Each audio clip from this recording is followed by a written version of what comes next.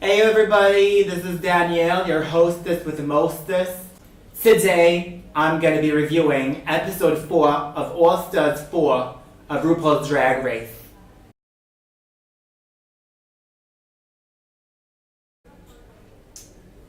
Oh, we're filming? We're filming, that's nice. Whatever. I'm sorry. I can't really do a Jersey accent, as you've probably noticed, so I'm going to drop that completely, immediately, starting now. So this episode starts right off the bat with Gia not being there anymore, and the girls are talking about Gia and how sad it is that she's not there, about how beautiful she is. They all love her, but it just wasn't her time. So I basically agree with the girls. I'm happy that Gia's gone. After seeing several interviews, I really believe that she wanted to showcase something more than she did. I think at the end of the day, she showcased her being a star. She's very talented, that's obvious. Another thing that I took into consideration was hearing how much the producers had to do with everything, obviously. You can even see in the last episode that Gia is like more reserved in a way, she's a little more humble. I even heard Willem say that Gia never intended to do Caitlyn Jenner, that it was something completely produced, and you know what? Whatever. So back in the workroom, the girls all enter, and then comes Valentina with her stunt and her looks. Now, Alaska says that she likes how the girls know how to use the camera and, you know, have airtime these days. I don't like it. It bores me. I'm not interested. I mean, I want to see you in full drag, and that's when I'm interested. Or if you're in the confessional, or if you just have something funny to say. If you just, like, hog the camera every time you're there. I am bored. Sorry. So then Rue comes in with a Siberian tiger print. I think that's what Manila points out. Rue does not seem entertained, but whatever. Rue tells the girls that their challenge this week will be Jersey Justice. It's going to be sort of in the theme of Judge Judy, but the judge will be Michelle Visage. So they're in 3 groups. Now, I'm not thrilled about these groups. They totally feel produced to me too, to be completely honest with you. I would not have guessed that Manila would have wanted to be with Naomi. I mean, why wouldn't she want to be with Latrice? And Trinity, Valentina, whatever, I get it. Monet, Monique, and Latrice, really? Whatever. I mean, I can completely see how Monique and Monet would want to be together, but like, Latrice in there too.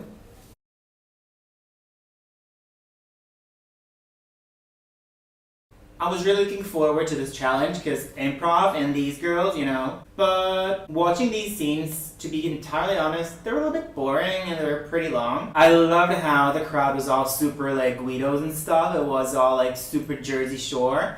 And Michelle coming with the Jersey necklace. It was like literally a map of Jersey around her neck. I loved it. And of course, leopard print. So first off are Manila and Naomi Smalls.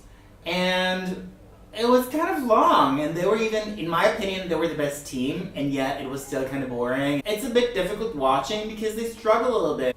I really liked Naomi's look. I thought her character was very good. The names were hysterical. Manila, I mean, she still, even though it wasn't her best performance ever, it was so funny. I don't entirely get it because, like, it seems at times that they edited in such a way that it seems that Michelle's not even laughing at what Manila is saying.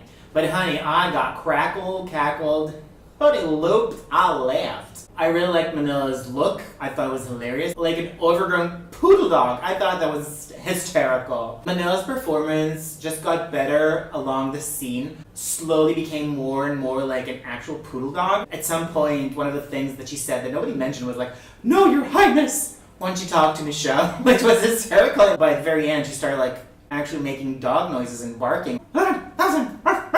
Oh, and another thing that I loved was Stacey Lane Matthews in the courtroom scene, just having her being the type or whatever you call it. I thought that was hysterical. Next were Monique, Latrice, and Monet Exchange. I know that Monique did a good job, but I couldn't listen to her too long because she shrieks and she yells, and then at some point it's just like, I can't listen to it anymore. Watching Latrice doing this again, it was such a letdown because she is such a cool, trained professional. She's a good actress, she's a good entertainer, she's a good everything. So seeing her not being there, I know it could be editing, whatever, but still, whenever she did talk and whenever we did get to see her reacting, she was always so demure and we got to hear so little from her. What are you waiting for? Monet Exchange enters the room last. Hold on, I need a sip for this. Why? Because I can.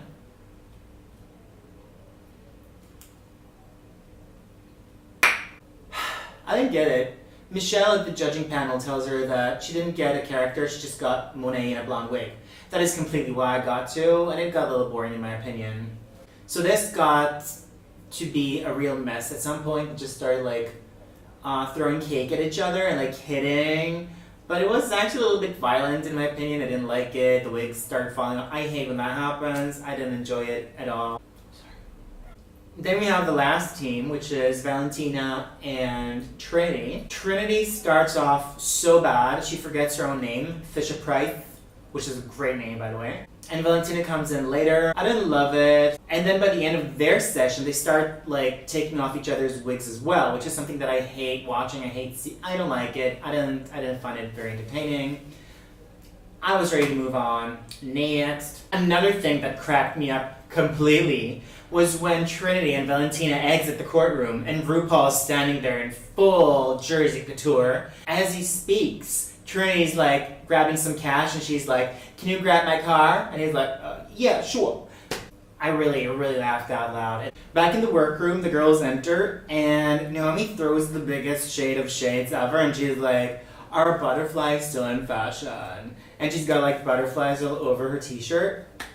I don't know if that's actual shade, but I am pretty sure that's aimed towards Asia O'Hara.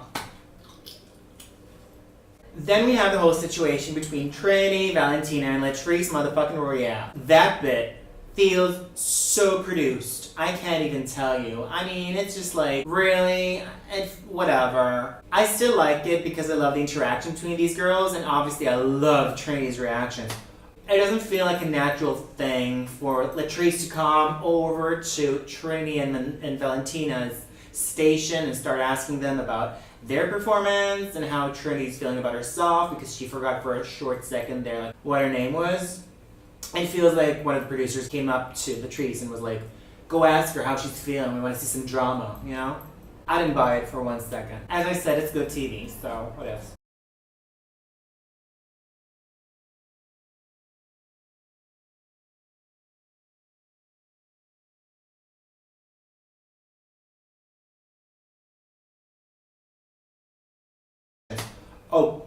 Oh, you messing with the wrong bitch. Then we're back on the main stage and RuPaul comes out in this beautiful green gown. Oh my god, these last 2 episodes, RuPaul has looked so friggin' good. Honestly, she looks like a goddess. She's so beautiful, and the hair and the makeup, I mean, Delta has been improving herself and Raven's skills are just like beyond comprehensible in my opinion. It's just wonderful. I love it. The guest judges are Erica Ashe, an actress whom I don't know, but apparently she's kind of big, and Zoe Kravitz, whom I love. And for the first time, I noticed her eyes are a bit like mine. She's got this like a little bit of a droopy eyelid, so that was fun watching. Thank you, HD. On the runway, category is curves and swerves, padded to the gods. Honestly, I'm not in love with this runway at all. There's one look that I am obsessed over, and that's Manila's. I thought they were gonna actually slay her for not looking padded, but her thinking of the padding inside the garment itself. I thought it was beautiful. The color was beautiful. The execution was perfect. She looked flawless. The only problem I might have had with this look is her hair that's a little bit flat.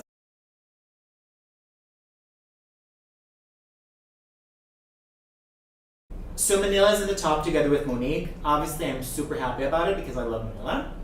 Then RuPaul says that the bottom 2 are Monet Exchange and Latrice motherfucking Royale. The second she says this, the camera cuts or is being edited to Manila starting to cry on the runway. It's super sad. I got super emotional. Yeah, that's life.